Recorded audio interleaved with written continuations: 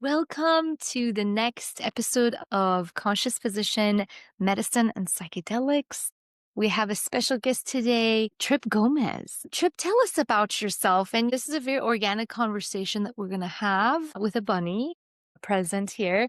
And we'd love to get to know who you are, how you got to this place on your journey, and what it is that you offer the world at this point in time. Excellent. Yeah. So my journey started as a bud tender in Colorado. I worked one on one with a lot of people trying to find their specific product they were looking for. And over the decade that I did that, I got to see a lot of advancements in the industry unfurl, people proving the entourage effect through its absence and several other facets.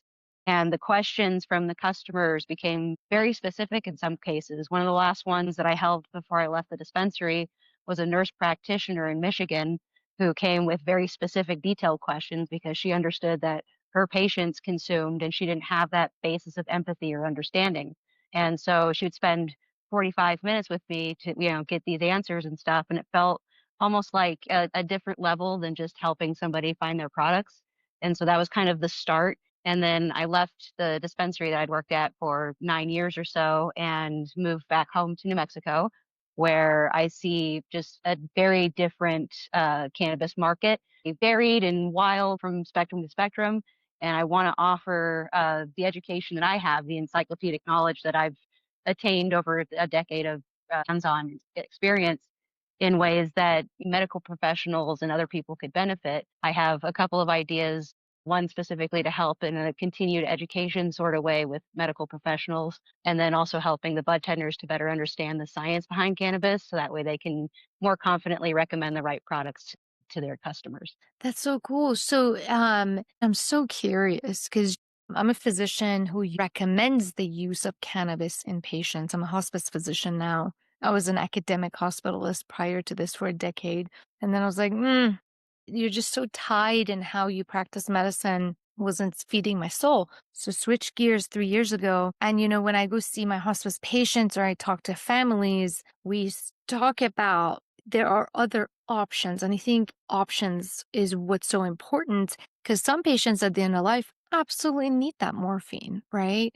They absolutely need it for air hunger. They absolutely need their lorazepam at some points throughout this journey of dying. But being able to give them an option of cannabis, like CBD or CBG, or, talking about broad spectrum and CBN and things like that, which I'm so excited to hear your expertise on this because our nurses also really seek that information from us, knowing that we're very open to it, to providing it, and talking to families about it and how to use it, where to go, how do you trust a product? What product do you choose for what symptoms? And so I feel like the whole conversation on cannabis, like it went from zero to everything. And honestly, there was no conversation. It was just like, it happened. And then people are taking like 50 milligram of THC and they're like spinning out and having psychotic episodes. And it was like, oh, don't touch your drugs. And you're like, no, what? We're doing it so unconsciously, so unaware. And I don't blame anybody for it, but we can be a lot more intentional and conscious in how we utilize cannabis as medicine. I mean, for God's sake, like we evolved with this plant. I'm Yeah. gonna stop because I'm so excited about this. Well, and I think that there's an opportunity to kind of see it as every patient is now a case study because like that adult use market is so prevalent. 26 states with recreational and 38 are medicinal, like currently in the United States. And that lends itself to a bunch of people either using it for recreational purposes where they're just enjoying unwinding after a long day or trying to find the energy to do the mundane tasks and chores, all the way down to like using it because they see the medical benefits of it. And we're learning in real time what different cannabinoids such as CBD and CBG can actually do on like an anti-inflammatory molecular level, which is really exciting because applying that natural plant-based medicine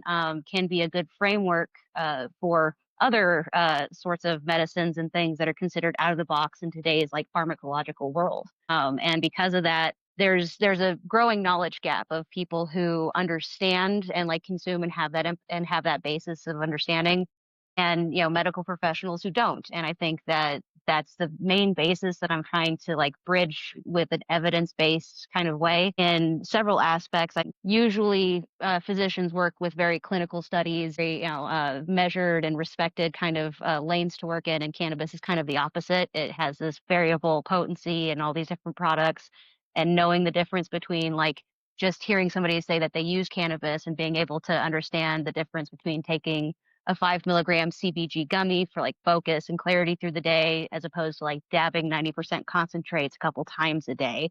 Like, yeah, that's a big difference. And most medical professionals just hear, I use cannabis and assume any number of things. So, like, that clarity, that new vocabulary of like what the products are is incredibly important to like go forward, because the recreational market's here to stay. It's not going anywhere. And so, like, to bring it out into the light also means to share the facts and the evidence that we found, and in ways that it can help and also in ways that it can hinder as well. Yeah, absolutely. Will you give us some of that education? Let's just go with what we just talked about, like CBD, CBG, CBN. You brought up, the 90% dab, to just get that vocabulary out. Because, a lot of our audience, they're physicians, they're therapists, they're people in this, clinicians in the community who want healing in a more natural way. Though I think we should all be open to all of it. But I do believe that 90%, 95% of the time, you can heal or help support the body that is so wise and intelligent with more of the earth medicine side of thing. And then that 5 to 10% of the time that you really truly need to bring in the pharmaceuticals. And they do play a role. And it can all be integrated. So would love some of those definitions from you. Absolutely, absolutely. So, for instance, I just did a kind of summarization with this with a couple psychiatrists from New York as a sort of one-on-one case study, where I went through the differences of tetrahydrocannabinol, which is the THC that actually shows up in our blood and urine, and that's the psychoactive one. Although it comes from THCA, which is tetrahydrocannabinolic acid, this one actually acts as sunblock for the plant as it grows, which is one of the reasons why like indoor grows usually tend to have higher potencies of THCA than outdoor grows, because that outdoor grow is being subject to other environmental factors which make the plant produce other cannabinoids like cannabidiol, which is CBD.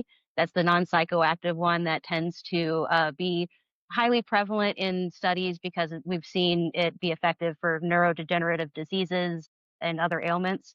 It's known as for its anti-inflammatory properties, and was kind of the big cannabinoid that was trying to be legalized in the 2018 Farm Bill that they just recently tried to correct. So cannabidiol is seen as sort of the kind of answer to a lot of questions that are lingering as far as like what cannabis can do in like the body sense. But there are also other cannabinoids such as CBN, we mentioned cannabinol. This is actually something that happens. This was the first cannabinoid that was extracted from cannabis back in like the 60s or 70s, because we didn't know too much about it. And what ends up happening is that THC actually degrades into CBN through chemical reaction, usually through heat or like light and that kind of thing, which is one of the things that like in the market, there's this like potency degradation, which is one of the right reasons why many adult use markets have like use by product dates and that sort of deal, because that is where the THCA is going to be like start to degrade into the CBN.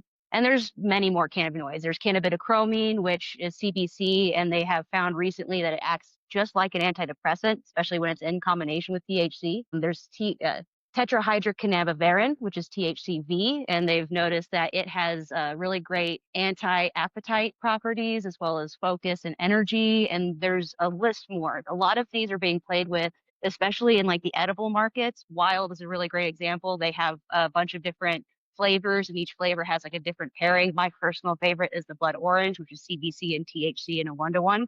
And they just offer so many different options, and each cannabinoid does uptake differently with the system, and that kind of really introduces like the idea of the entourage effect and how it can be so diverse and specific. No, I love that so much. And thank you for that THC conversion into CBN. That I didn't know. How interesting is that? So then, okay, I'm just gonna ask some questions. Okay, you said CBV is good for depression. Is that correct? Listen Don't to know that be one either. Thank you for Yeah, it's teaching me. It's it's a Great. relatively new one. I've only seen it because, some edible markets are using it to kinda distinguish themselves from the other edibles in the market, and it's been used by a couple of companies as a way of, like, euphoric, uplifting, and happy style effects. Usually in, like, the flower, and concentrates and such, it's in such minimal quantity, like, we're talking less than usually 1 or 2% in the whole overall plant, and we're still trying to figure out, like, what helps the plant produce CBC as compared to THC and other things like that, as we've discovered.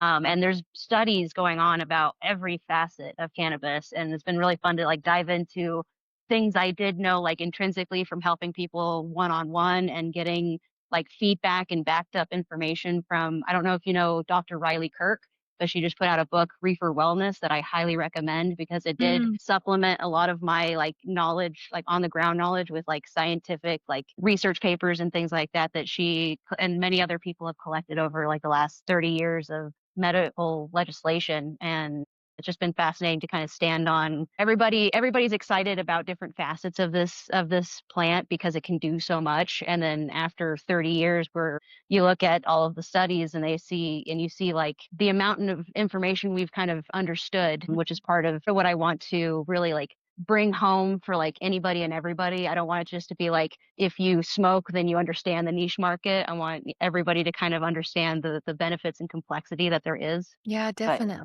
Thank you so much for that. So, some questions for you. So, as a physician, what I see a lot, especially in my hospice patients, is that we have them on a bunch of opioids and they're still having pain. So then I usually recommend, or the family asks me, "Hey, are there any other ways to go about this other than the opioids?" And so, of course, you have the Tylenol, you have the other medications, but when we get into the cannabis world, what would you suggest? there's a couple of different things. Of course, I always tell people it's a personal journey. What works for everybody is going to be subtly different based on body chemistry and neurotypicality and a bunch of other like specific things. However, always looking into CBD in different ratios, maybe an equal 1 to 1. It's funny because I know that in the logic of it, the one-to-ones offer better relief for, I believe, neurological style ailments and pains, whereas higher CBD ratios tend to work better for like muscle pains and aches and on this on-site kind of stuff. It's important to know that CBD as itself acts as an agonist on a CB2 receptor, which means, it helps excite it in the immune system.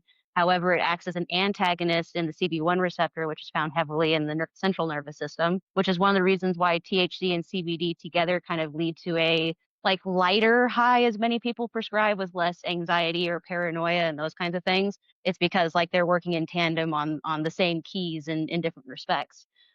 So finding usually tinctures are one of the best ways to go because that absorption in like the sublingual territory acts really fast. It doesn't have to be processed through the liver.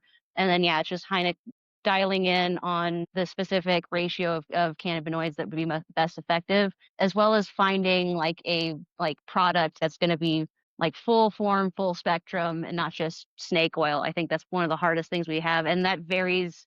There's a like a certificate of authenticity that California and Arizona require of all of the products that are sold on the shelf that I think should be made like across the nation standard, because then that would allow for only the level players to actually make it to the products. But it's an ongoing thing. Yeah, yeah. So that's CBD to THC combo is what you recommend. And can you tell us a little bit about why we need a little bit of THC in there for the CBD to do its Absolutely. yeah. Absolutely. Yes. Cannabidol is really great and it is versatile on its own. However, bioavailability seems to be better when it has the like sort of like lock and keys type situation with the other cannabinoids. So you think, CBD that's grown in hemp base, which is like cannabis that has less than 0.3% THCA by volume still is going to have a little bit to act as a sort of catalyst because CBD by itself doesn't really have the bioavailability to uptake to the CB receptors on its own. And they have found after multiple researches of studies that there are specific, like I said, keynotes and attachment points when it is grown in a full cannabis type setting and then isolated. Or there's the idea of a full spectrum actually, because cannabis is wonderfully the sum of its parts, which is what the whole entourage effect means, is that, it works together in tandem. So the cannabinoids, the terpenes, the flavorants, and the flavonoids all kind of work together to provide the whole body benefits. And we're still fully trying to understand the relationship between those four and what plays the most important part. And like we used to think that THCA was the cannabinoid that did it all, and we found that through distillation that it's actually kind of baseline when it's alone. And so it's those kinds of effects when we're looking at medical benefits. It kind of depends because like CBD and CBG are often better in concentrate form than they are in flower form. At least you can find them in better ratios that way, or in tinctures or in edibles and that kind of sort. When it comes to flower, many adult use markets are, zero focused on high potency THCA flower. I think that's going to change in the next decade or so as we see like more evidence evolve. But every market has kind of gone the way of like trying to find that highest potency, like buying Everclear at the liquor store. So that's a great analogy. And then you're like, oh my God, why are we doing this? They're really like honing in for the person who's done this for 20 plus years. And they're like, oh, you need a crazy, like high potency situation because you've built tolerance. Not grandma. Like, what? It's so crazy. So thank you so much for that. So there's that CBD. And then for CBG, what kind of, properties do you see with CBG? What kind of symptomatology do you see it relieving in patients? That's a great question. So first, it has to be noted that CBGA, the cannabigerolic acid, is the mother of all cannabinoids. It's what starts most prevalent in the plant. And so from there, depending on factors, it changes into other cannabinoids that are needed for the plant's growth cycle. But in our bodies, CBG has been another component of really great anti-inflammatory work. They have noticed potential for it to be anti-tumor. There are several studies ongoing about its potential effects when taken sublingually, I do believe, because when you get CBG high flower, it's actually incredibly harsh because it's before it's had its full chance to grow and cure and those kinds of things. So you usually end up finding CBG more in like tinctures and topicals and things. I remember it was 2018 or so when they started finding that CBG was really good on site, either non-transdermal or transdermal topicals where you can like spread it on your knee. And it has a really, like it, especially in tandem with THC and CBD in different ratios, kind of help uptick that anti-inflammatory at the CB2 receptor specifically. And there's ongoing studies about the anti-tumor as well as its adaptability to the human endocannabinoid system seems to relate in several different fashions depending on like what is needed. So yeah, like there's a lot of studies ongoing about that. That's awesome. That's awesome. And the other question that comes up for me personally is I love CBG personally for pain, for if I have a migraine coming on, I use it. I use baby doses. I'm a cheap date. I use 2.5 milligrams oftentimes. It comes in a gummy form from where I get it, which I love the place that I'm getting it. They use pressing the bud instead of using butane or any other chemicals to kind of destroy the plant. And you know, I don't see that happening very much in the industry where they're really honoring the plant in, getting the medicine out of it. So love it. But yeah, using the gummy has been really great in 2.5 milligrams. That's it for migraines. But what for pain, would you say CBD is more recommended or CBG, or does it matter? Or is it that you just got to try things out for yourself and figure it out?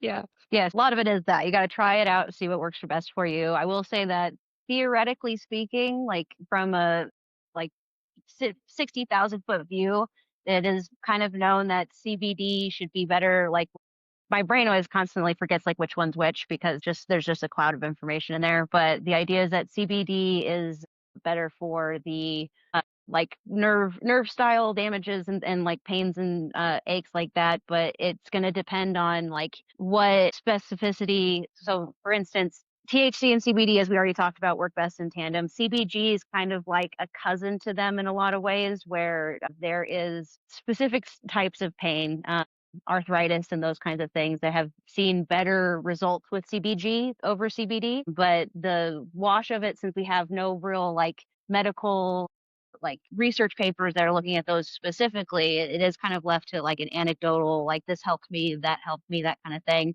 And then there's just a variety of different companies doing like doing similar things as far as like what ratios they have, and also like the other ingredients that they use to emulsify, such as like coconut oil versus beeswax and those kinds of things. All of those play a part into how effective that product is. And then, of course, the body chemistry also plays a heavy role. Yeah, absolutely. I'm thinking a lot of times the way I think about CBG is that inflammatory pain can be relieved more with CBG. And I like that you said more of the neuropathic stuff is more towards the CBD.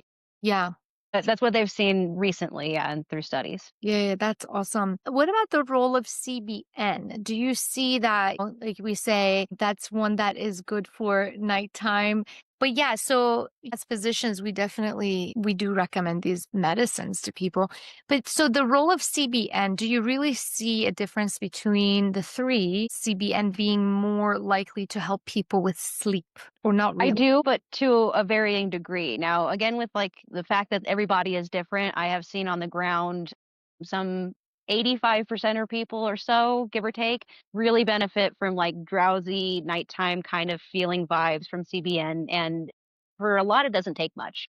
I've known some people who prefer like a 2 to 1 where there's more THC than CBN. And then there's other edibles and stuff out there where it's a direct 1 to 1, which seem to be a lot heavier. Being somebody who's blessed with not having sleep problems, thank goodness, when I did the product research for the CBN gummies and whatnot, actually gave myself sleep paralysis. So they are quite strong. Yes. So it's one of those you really need to start low, go slow. It's one of the reasons why they say that so often. And I think that one of the biggest like hurdles with the CBN is dialing in the right kind of potency, because can be really effective, overly effective, but there's about 15% or so that it did the exact opposite. Kept them wired, kept them awake. It was not like a sleepy time effect. And so that kind of comes to that idea of like you want to start really low to see like how it's going to affect you first. And then it's a process of dialing in to find what's like best. And then of course, in the way of managing tolerances, the lowest effective dose with intentional use is kind of always the setting that we want to strive for. So like once you've like dialed in like the lowest effective dose that works for you, keeping it and sustaining it usually takes like intentional practice and that sort of deal. And then do you have people just taking these medications as needed PRN? Do you have them taking it every day to see how it affects them? What is it that you see in practice So helping? in practice does depend on people's like budget and their, because like this stuff isn't quite super cheap, and there's no way to pay for it through insurance and things like that. So the effective guidelines of recreational markets, such as 10 milligram doses, 100 milligram packages, does for many kind of set the tone of like how often they'll be using it, how often they'll be consuming it. And everybody that I worked with on like a 1 to 1 basis usually found their own speed pretty quickly, pretty, relatively easily, just with, trial and error. But for many, it would become like a daily habitual practice where, especially when you're talking about sleep and things like that, which, it's hard, because we're talking about statistics about sleep. There's so many people who, like can't find relief through the conventional ways, and it becomes like a practice of desperation. And so they start trying to combine different things, and that's where like interactions get really really dangerous and things like that. So sleep is one of those things where I I would love to say that CBN helps the most amount of people that it can. The science is still kind of out on that, but for many it is effective. However, there appears to be some, whether it be there's a bunch of different theories as to like neurotypicality and how their particular brain is wired. I know that there were studies done several years ago about bipolar disorder and several of those being affected like the exact opposite, indicas, active sativas, and those kinds of things. And so when we're looking deeply at specific cannabinoids, I think the same things are going to kind of occur. And again, in 5, 10 years, we'll know a lot more than we do today. But on the ground, we've definitely discovered like patterns to it. Yeah, yeah, yeah, yeah, yeah, for sure. Tell me about, I'm curious, with the world of psychiatry, how and what it is that's being discussed right now. Because, in the past and still, there's a lot of stigma around all of this. And you meet a psychiatrist, like, oh, no, no cannabis, it's going to cause psychosis. And I'm like, you guys, okay, you saw a headline or two, and I get that. Can it? Absolutely. Any psychedelic can, and cannabis is a psychedelic as well. So that's where the intentional use for healing, I think that is something that we have to be very, aware of and talk about. And talk about all of it really, but you can't just like go based on this fear response and say all cannabis at all dosages are going to, what are we talking about? It's too broad. So what is it that in the world of psychiatry you're seeing cannabis being used for? That's a great question. There's a couple of different speeds to this. There's still reefer madness and the idea that, this is bad news and it shouldn't be touched. There are people out there who genuinely think that this should be avoided at all costs.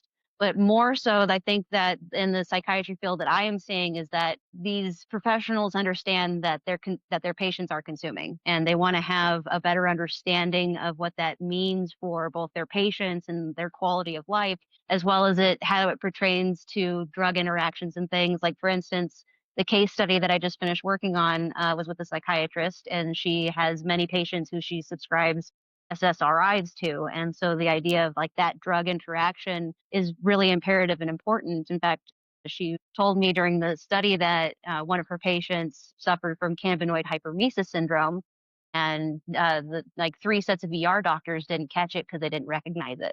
And so that kind of deep issues that we're kind of coming up against the wall now because legalization is so in the light where it hasn't been, that CHS is now a diagnosable occurrence instead of it just being something random that seemed to happen, gives us a better understanding of the drug interaction, because the gentleman was on SSRIs and she asked if that could be a pair of it, and it absolutely can be, because the enzymes and the receptors can be overstimulated, overfried.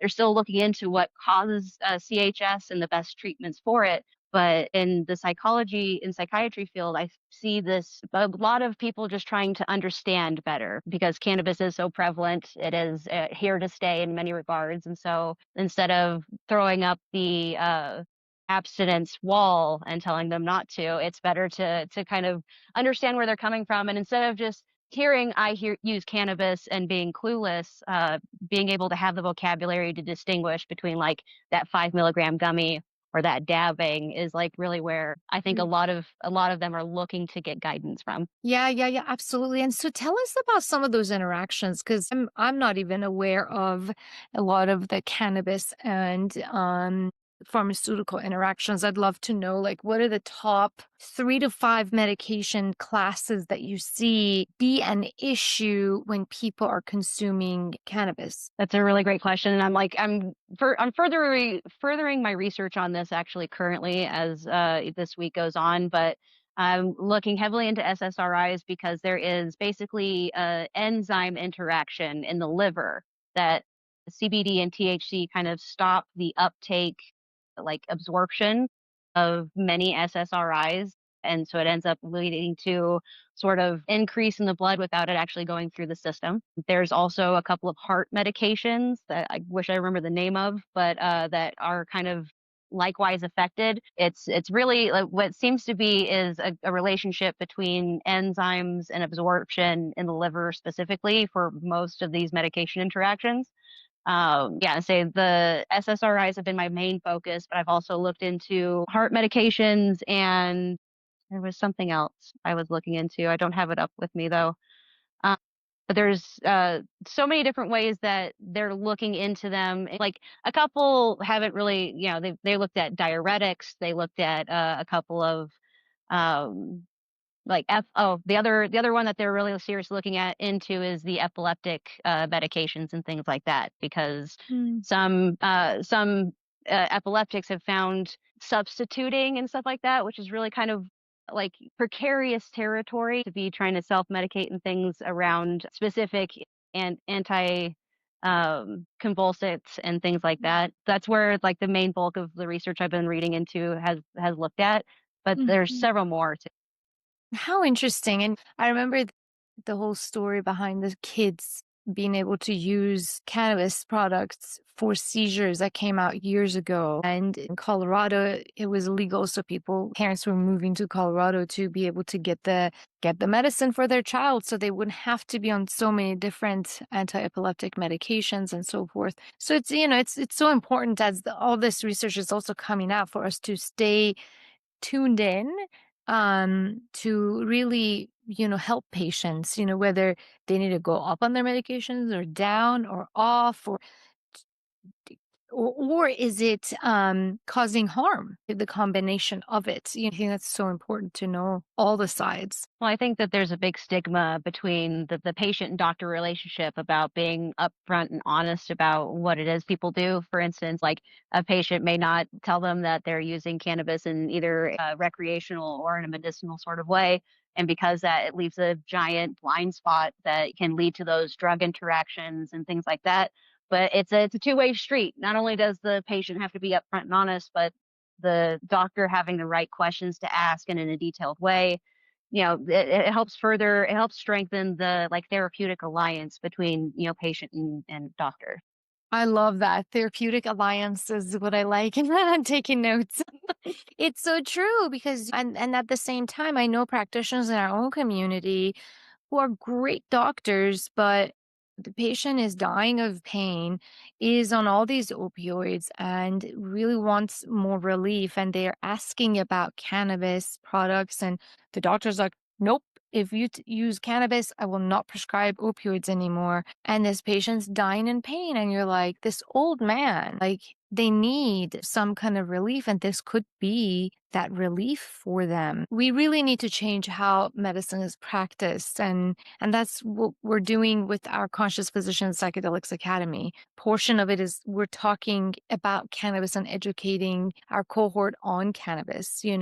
Would love to have you come and as a speaker to just give some information about what's really happening from a research standpoint, from the on the ground standpoint, what's happening with patients. Like, are they withholding information from physicians because they feel judged? They feel like, oh, sometimes they can't even get care from physicians, whereas this is like common. It's like going to the grocery store for some people, like really. And Yeah. some people they need it. They've come off of like some crazy medications because they could use cannabis as their medicine. So with no toxicity, right?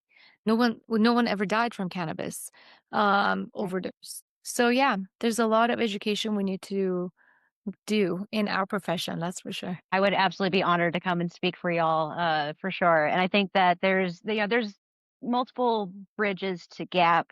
Just the concept of it being here and available to adults to make their own decisions kind of filters into the idea that it needs to be considered in care. And I don't think that it's really subject just to recreational legal states and things like that. I think that there needs to be a push to kind of understand that not only can cannabis be effective as a medicine, but it's here as a way, just like alcohol, for people to really enjoy a quality of life. And that can mean several things. That can mean just enjoying the unwinding session at the end of a stressful week or day, or it could be using it for pain management and for like that genuine quality of life. I know that there was a lot of press around it helping Parkinson's and other neurodegenerative diseases several years ago. And you already mentioned Charlotte's Web, which was the anti-epileptic CBD high strain that was touted as kind of not necessarily a cure-all. It wasn't snake oil, but it was definitely a key answer to some things that, as a science, we have been trying to answer for decades, as far as epilepsy and stuff goes. My brother actually was diagnosed with epilepsy back in gosh, 2001, 2002. And he had been, through several different types of medications. Now he is what we call Cali sober. And that's, he has found a tincture and things that work for him. And he's had to go the route of like making his own just because like the products on the shelves are so inconsistent, which is another facet of like the retail market that needs to be like addressed at some point. The fact that not every product is equal, but we're so new into this. Colorado legalized just 12 years ago, and Yeah. so in that time we've learned a lot, and in another 12 years we'll learn so much more as well. Absolutely. Thank you for sharing that story with your brother, and I'm glad he's doing well. But yeah, thank you so much for this beautiful connection and session and information that you're willing to share with us today. Would love to have you as a speaker with our academy. That would be amazing. That's literally who it's geared for the people who actually advise patients and clients in the community how to utilize these as medicine. And we need every single person to step in and be like, just get education, Absolutely. Thank you for the work you do, Trip. Appreciate you. Thank you so much for having me. This was a great opportunity to speak about what I love to talk about, and I'm so grateful to have the platform. That's awesome. And I'm so glad you're in New Mexico now. Me too. I grew up here. I spent the first 23 years of my life here and then left for Colorado to make my way in a bigger city, that kind of deal, and spent the 10 years or so in the industry and decided to come back for my mom and several other reasons. And I'm so grateful to be back. I forgot how beautiful and amazing this state is. Yeah. And I'm happy to like throw my education and like my good efforts into this state to help raise that standard of quality and care. Thank you. Thank you for doing it. We need it. We need it so much. And welcome back. Thank you so much. Thank you so much. And yes, this was a real pleasure. Thank you so much for your Thank time. you. Thank you for your time. And we'll be in touch. I Have look a forward great to it evening. too. Thank you so Thank much. you. Bye bye.